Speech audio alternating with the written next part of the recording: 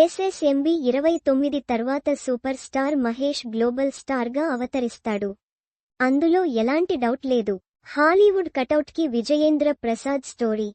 Rajamouli making mix అయితే ఎలా ఉంటుందో ప్రత్యేకంగా చెప్పాల్సిన పనిలేదు. పాన్ ఇండియా కాదు, పాన్ వరల్డ్ ఆశ్చర్యోయేలా ఈ సినిమా తెరకెక్కుతుంది. ఫారెస్ట్ అడ్వెంచర్ థ్రిల్లర్ చిత్రాల్లో ఇదో వండర్ కాబోతుంది అన్న అంచనాలు అందరిలోనూ బలంగా ఉన్నాయి. ఈ సినిమా విజయంతో ఇండియన్ సినిమా మార్కెట్ రూపు రేఖలే మారిపోతాయని ట్రేడ్ వర్గాలు సైతం అంచనా వేస్తున్నాయి. ఈ సక్సెస్ అనంతరం మహేష్ రీజనల్ సినిమాలు చేసే అవకాశం ఉండదు. పాన్ ఇండియా, పాన్ వరల్డ్ అంటూ పెద్ద పెద్ద చిత్రాల వైపే మొగ్గు చూపే అవకాశం ఉంది. ఈ నేపథ్యంలో మహేష్ 30వ సినిమా దర్శకుడు ఎవరు అవుతారు అన్నది ఇప్పటినుంచే ఆసక్తికరంగా మారింది.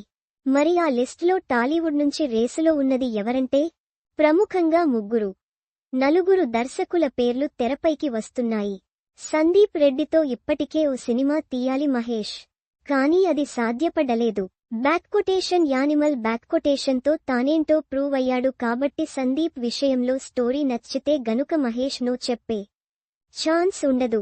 అలాగే పుష్ప తో సుకుమార్ పాన్ ఇండియాలో ఓ సంచలనం అయ్యారు. గతంలో మహేష్ 1 సినిమా కోసం సుక్కుతో పనిచేసినా అది సరైన ఫలితాన్నివ్వలేదు. ఆ తర్వాత ఇద్దరు మరో అటెంప్ట్ చేయలేదు. కానీ సుకుమార్ ఎంతటి ప్రతిభావంతుడన్నది మహేష్ కి తెలుసు. పుష్ప సక్సెస్ సుకుమారు క్రియేటివిటీతో స్టోరీ నచ్చితే 30వ చిత్రం అదే కావచ్చు. అలాగే రెండవ చిత్రంతోనే ఏకంగా mega power star Ram Charan నే లాక్ చేసిన బుచ్చిబాబు కూడా ఈ లైన్ లో ఉన్నాడు.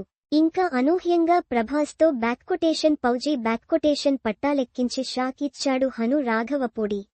ఇతడు మంచి క్రియేటివ్ డైరెక్టర్. అందుకే డార్లింగ్ బిజీ షెడ్యూల్ సైతం పక్కనబెట్టి ఫౌజీ కి డేట్లు ఇచ్చాడు. సరైన కథతో మహేష్ ని అప్రోచ్ అయితే హనుకు ఛాన్స్ ఉంది. ఇలా నలుగురు మహేష్ లైన్లో కనిపిస్తున్నారు.